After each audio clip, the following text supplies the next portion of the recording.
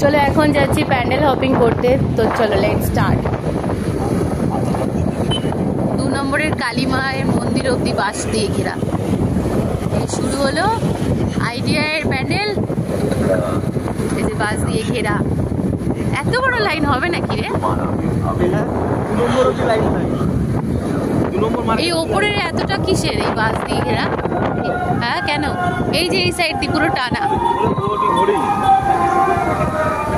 Hoarding ভেবে দেখ, কিন্তু প্রত্যেকবার যেরকম হয় ওরকম অত ফাঁস লাগছে না, আমার কাছে তো লাগছে না অত ফাঁস। দেখো কত ফাঁকা, এখন বাজে 11:30। 11:30টার সময় পুরো ফাঁকা, পুরো ফাঁকা।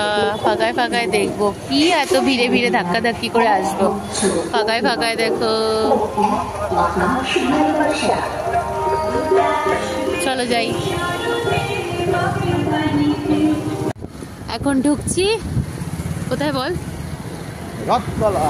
রথতলা। এই যে শুরু হলো লাইটিং। কত ফাঁকা দেখো। কিছুক্ষণ আগেও এত ভিড় ছিল, একটা গাড়ির যেতে 1.5 ঘন্টা লেগেছে এপার থেকে ওপার যেতে। চলো দেখা যাক ভেতরের দিকে যেতে কতটা ফাঁকা থাকছে। মুখ্যমন্ত্রী আজকে ভার্চুয়াল উদ্বোধন করেছে রথতলা পুজোর। ওয়াও, এটা প্রেম মন্দির? হ্যাঁ হ্যাঁ তাই তো। না না না, ওই যে স্বামীনারায়ণ মন্দির কলকাতায় যেটা রয়েছে। ওয়াও কি সুন্দর, দেখো কত ফাঁকা। এখন 11:30 বাজে। ITI এর পরে নেক্সট চলে এসো প্যান্ডেল হপিং করতে রথতলা। কত ফাঁকা দেখো। 11:30টার সময় আজকে মহালয়ের দিন, ফাঁকা ফাঁকা।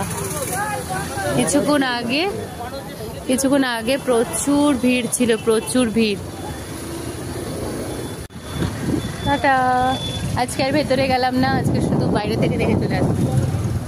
আজকে তোমাদের টোটাল 4টে প্যান্ডেল দেখাবো। মেন যারা দূর দূর থেকে আসবে, তারা আমাদের কল্যাণীতে আসলে অবশ্যই এই 4টে প্যান্ডেল দেখে তারপরে যেও। তো 2টো তো হয়ে গেছে, নেক্সট 2টো চলো দেখাই। এখন ঢুকছি বোট পার্কে। দেখো কত ফাঁকা। এখন বাজে 11:30, 11:33। দেখো বোট পার্ক দেখো।